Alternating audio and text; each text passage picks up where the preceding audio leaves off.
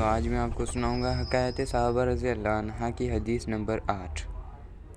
حضرت صہیب رضی اللہ عنہ کا اسلام۔ حضرت صہیب رضی اللہ عنہ بھی حضرت عمار رضی اللہ عنہ کے ساتھ مسلمان ہوئے۔ نبی اکرم صلی اللہ علیہ وسلم حضرت ارقم رضی اللہ عنہ صحابی کے مکان پر تشریف فرما تھے کہ یہ دونوں حضرات علیحدہ علیحدہ حاضر خدمت ہوئے اور مکان کے دروازے پر دونوں اتفاقیہ اکٹھے ہو گئے۔ ہر ایک نے دوسرے کی غرض معلوم کی تو ایک ہی غرض یعنی اسلام لانا اور حضور صلی اللہ علیہ وسلم کے فیض سے مستفید ہونا۔ دونوں کا مقصود تھا اسلام لائے اور اسلام لانے کے بعد جو اس زمانے میں قلیل اور کمزور جماعت کو پیش آتا تھا وہ پیش آیا۔ ہر طرح ستائے گئے، تکلیفیں پہنچائی گئی، آخر تنگ آ کر ہجرت کا ارادہ فرمایا تو کافروں کو یہ چیز بھی گوارا نہ تھی کہ یہ لوگ کسی دوسرے ہی جگہ جا کر آرام سے زندگی بسر کر لیں، اس لیے جس کسی کی ہجرت کا حال معلوم ہوتا تھا اس کو پکڑنے کی کوشش کرتے تھے کہ تکالیف سے نجات نہ پا سکے۔ چنانچہ ان کا بھی پیچھا کیا گیا اور ایک جماعت ان کو پکڑنے کے لیے گئی۔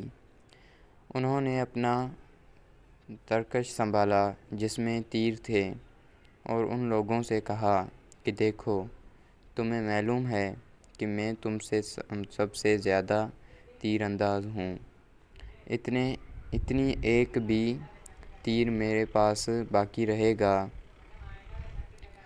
تم لوگ مجھ تک نہیں آ سکو گے، اور جب ایک بھی تیر نہ رہے گا تو میں اپنے تلوار سے مقابلہ کروں گا، یہاں تک کہ تلوار بھی میرے ہاتھ میں نہ رہے۔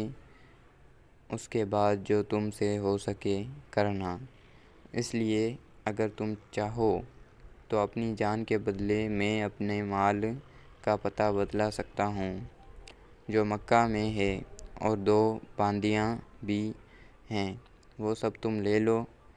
اس پر وہ لوگ راضی ہو گئے اور اپنا مال دے کر جان چھڑائی۔ اس بارے میں آیت پاک وَمِنَ النَّاسِ مَن يَشْرِي نَفْسَهُ ابْتِغَاءَ مَرْضَاتِ اللَّهِ وَاللَّهُ رَءُوفٌ بِالْعِبَادِ سورۃ البقرہ آیت نمبر 207 نازل ہوئی۔ ترجمہ: بعض لوگ ایسے ہیں جو اللہ کی رضا کے واسطے اپنے جان کو خرید لیتے ہیں اور اللہ تعالیٰ بندوں پر مہربان ہے۔ حضور صلی اللہ علیہ وسلم اس وقت قباء میں تشریف فرما تھے۔ صورت دیکھ کر ارشاد فرمایا کہ نفع کی تجارت کی۔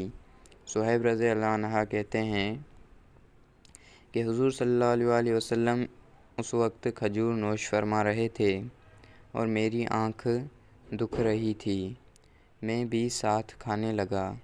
حضور صلی اللہ علیہ وسلم نے فرمایا، آنکھ تو دکھ رہی ہے اور کھجوریں کھاتے ہو؟ میں نے عرض کیا کہ حضور صلی اللہ علیہ وسلم اس آنکھ کی طرف سے کھاتا ہوں جو تندرست ہے۔ حضور صلی اللہ علیہ وسلم یہ جواب سن کر ہنس پڑے۔ حضرت صہیب رضی اللہ عنہ بڑے ہی خرچ کرنے والے تھے، حتیٰ کہ حضرت عمر رضی اللہ عنہ نے ان سے فرمایا کہ تم فضول خرچ